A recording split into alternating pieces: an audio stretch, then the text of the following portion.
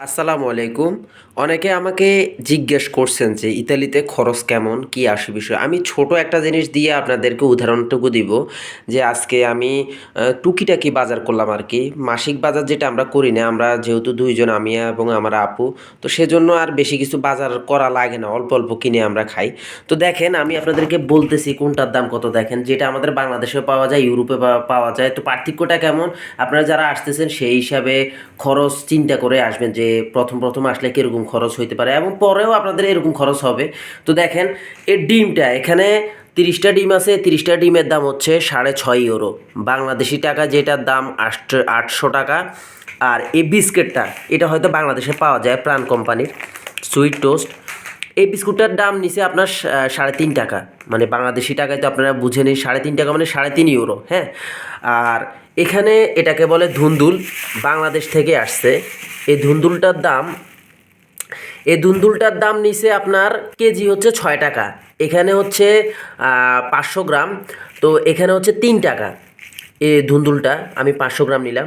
তারপর লাল শাক এটা আবার বাংলাদেশ থেকে আসে নাই, যে শাকগুলা এগুলো হচ্ছে এদেশে পাওয়া যায় লাল শাকগুলা।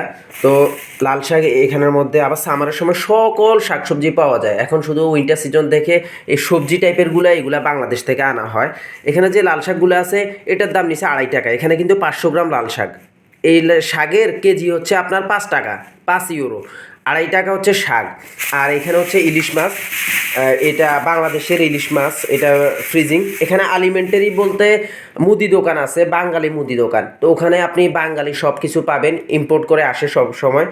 তো এখানে আপনার এই ইলিশ মাছটার দাম নিচে অবাক হয়ে যাবেন, ইলিশ মাছের কেজি ১৩ টাকা, মানে ১৩ টাকা, ১৩.৫ টাকা গেছে এটা।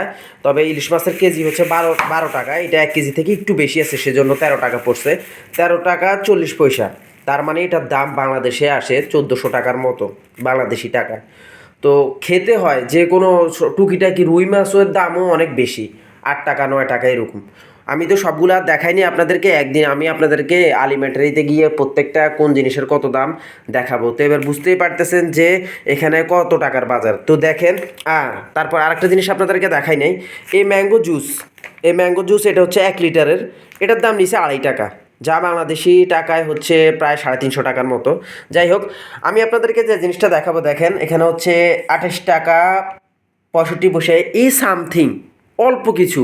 এখানে ২৮ ইউরো নিয়ে গেছে, ২৮.৬৫। তো আমি আমার ভিউয়ার্সের উদ্দেশ্যে একটা কথাই বলবো, এখানে যেমন ইনকাম তেমন খরচ, প্রচুর পরিমাণ খরচ। বাসা ভাড়া সহ গ্যাস বিল, কারেন্ট বিল সব মিলে অনেক খরচ, খাওয়া দাওয়া সব মিলে অনেক খরচ। দেশে যদি আপনি ভালো ইনকাম না করেন তাহলে দেশে পাঠানিয়া লাগবে না, এখানের মধ্যে খেয়ে আপনাকে মানে খাইতে খাইতে আপনার দিনটা চলে যাবে। তো সেই হিসাবে সবাই চিন্তা ভাবনা করে ইতালি আসবেন। ইতালি আসার জন্য সবাই পাগল হয়ে গেছে, অনেকে আসবে, অনেকে আসার জন্য ব্যতিব্যস্ত হয়ে গেছে কিভাবে আসা যায়, যেমনি হোক আসবো। কিন্তু আসার পর মানে কি হতে পারে অথবা কি চিন্তা ভাবনা, এগুলো আপনাদেরকে অগ্রিম জানিয়ে দিচ্ছি আর কি। ইনশাল্লাহ আবার আরও নতুন আপডেট আপনাদের সামনে, আবারও নতুন ভিডিও নিয়ে হাজির হব। আপনারা আমার পেজটি ফলো রাখবেন এবং কি ইউটিউব চ্যানেলটি সাবস্ক্রাইব করে রাখবেন। ইনশাল্লাহ আমি নতুন ভিডিও নিয়ে আপনাদের সামনে আবারও হাজির হব। সবাই ভালো থাকবেন, সুস্থ থাকবেন। সবাইকে আসসালামু আলাইকুম, আল্লাহ হাফেজ।